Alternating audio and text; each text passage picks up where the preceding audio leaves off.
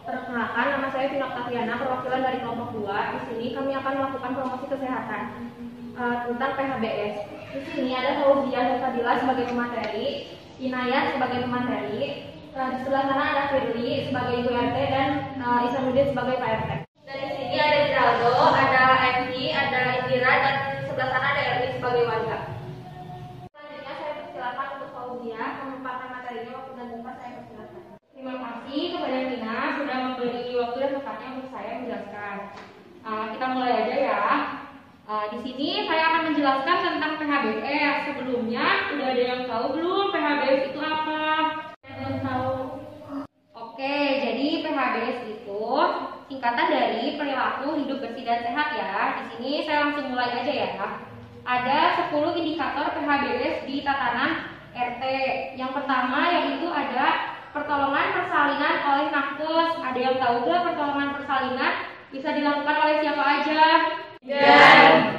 Iya betul. Pertolongan persalinan bisa dilakukan oleh bidan, bisa oleh dokter dan para medis lainnya. Dan sebagai penolong dalam proses kelahiran janin bayi, pemotongan tali pusat dan keluarnya plasenta. Lalu kita lanjut ya ke indikator yang kedua yaitu ada ASI eksklusif.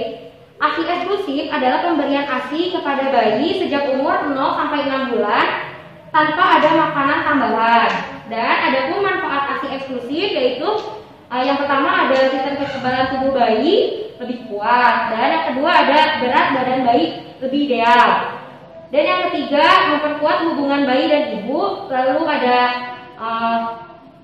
tulang bayi lebih kuat, dan yang terakhir ada menyediakan nutrisi lengkap. Selanjutnya ada menimbang bayi dan balita. Anda tahu gak menimbang bayi dan balita itu di mana? Ya, menimbang bayinya di posyandu ya? Iya betul, menimbang bayi di posyandu. Terus mengapa sih kita perlu menimbang bayi?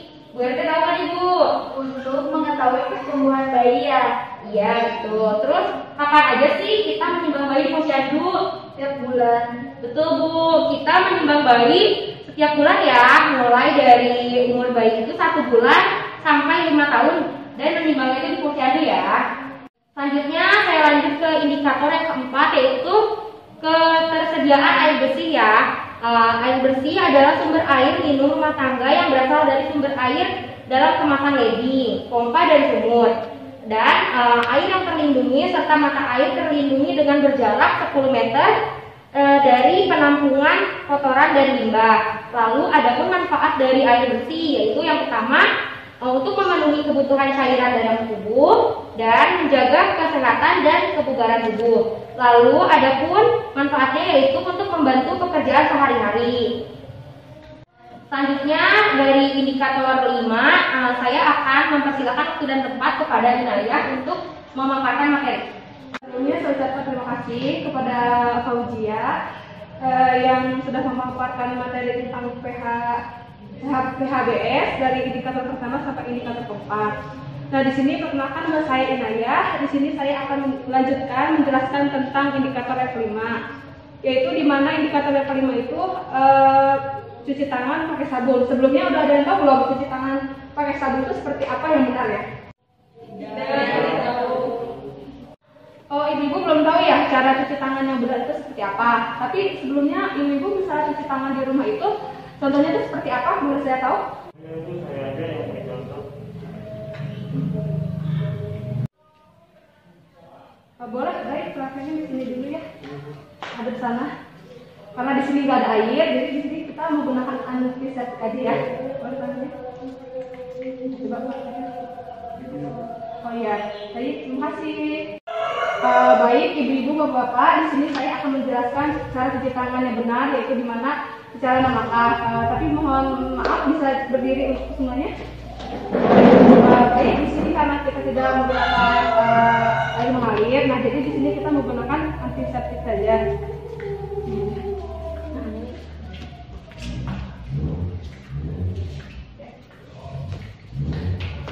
Baik, ikutin ya. Sama gosok telapak tangan, punggung tangan, sela-sela jari, buku-buku jari, secara bergantian, ibu jari,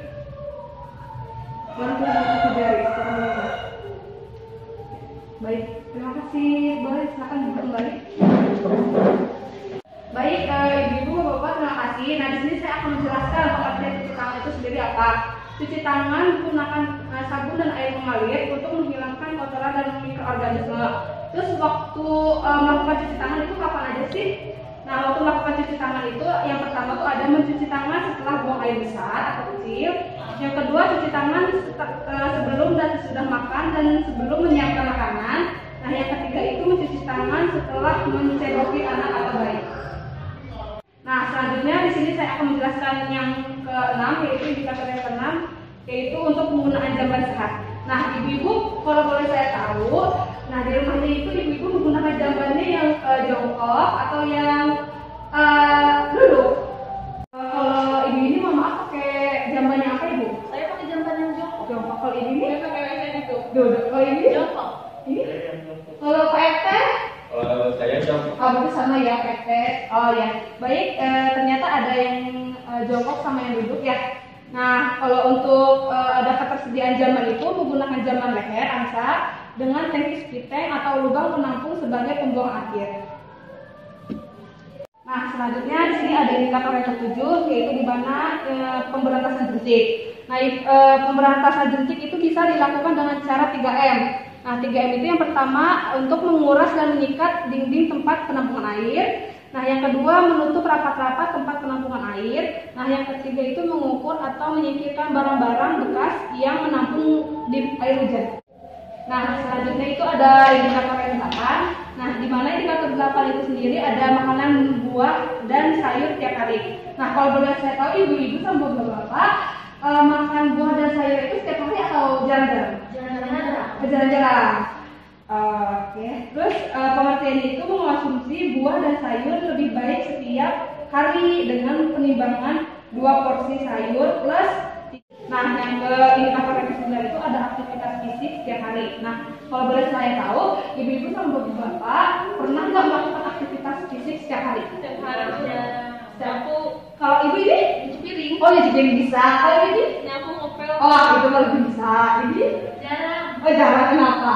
Oh, malas kalau ini? Nyapu juga. Oh, baik. Kalau ibu RT? Kalau saya jarang. Jarang kalau sibuk. Oke. Ibu RT nih? Beresin rumah. Oke. Ya, itu semua termasuk aktivitas fisik juga ya setiap hari karena ya mengeluarkan keringat lah ya. Nah, pengertian aktivitas fisik itu sendiri adalah aktivitas fisik dapat dilakukan seperti berolahraga minimal 10 menit per hari atau dapat dilakukan minimal 5 hari atau seminggu. Di sini ada indikator yang terakhir di PHBS-RT. Nah, indikator yang terakhir itu ada tidak merokok di dalam rumah. Nah, di sini kan ada ibu sama bapak-bapak juga. Nah, saya boleh tahu kalau bapak-bapak merokok enggak? Enggak, beneran enggak merokok. Enggak juga. Kalau RT? Enggak, Bu. Oh, enggak bagus. Kalau ibu-ibu nih suaminya ada yang merokok enggak di rumah? Ada. Ada. Itu merokoknya di dalam atau di luar? Di luar. Oh, di luar ya, bagus. Karena kalau merokok di dalam rumah itu tidak boleh ya, karena kadang-kadang terutama yang memiliki anak kecil bisa menyebabkan sesak nafas dan juga jauh lebih bahaya bagi yang menghisap asap rokok dibanding yang melakukan rokok aktif itu sendiri. Nah, jadi apabila suami ibu atau bapak yang merokok di dalam rumah, diusahain ngerokoknya di tempat yang terbuka ya, karena supaya kita selalu menjaga kesehatan baik diri kita ataupun orang-orang sekitar juga. Baik ibu-ibu sama bapak-bapak, sebelum saya menutup acara penyuluhan tentang PHBS di wilayah RT, nah sebelum acara ini ditutup, saya mau minta untuk Pak RT sama Ibu RT untuk mempraktekkan kembali nih cuci tangannya saya tadi belajarkan secara langkah yang benar gimana ya. Boleh maju ke depan, spesial buat Pak RT.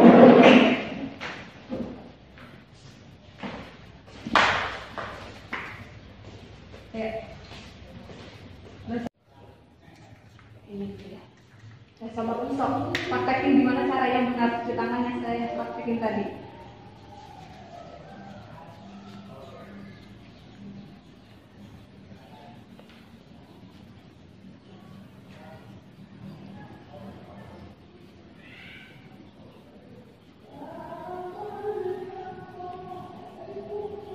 Oke, baik. Sudah benar. Terima kasih. kasih ya untuk Pak RT sama Ibu RT-nya. Silahkan duduk kembali. Terima kasih. Terima kasih. Ya. Baik Ibu-ibu sama Bapak-bapak, terima kasih sudah menyempatkan waktunya. Kami berdua, saya Inaya dan saya Fauzia, pamit untuk keluar dari ruangan ini. Kurang lebihnya mohon maaf. Assalamualaikum warahmatullahi wabarakatuh. terima kasih untuk pemateri kita, Fauzia dan Inaya. Dan saya juga banyak-banyak terima kasih kepada Ibu dan Bapak RT serta warga di sini yang telah mengikuti acara ini dengan sangat baik. Sebelumnya boleh kita tepuk tangan untuk kita semuanya dari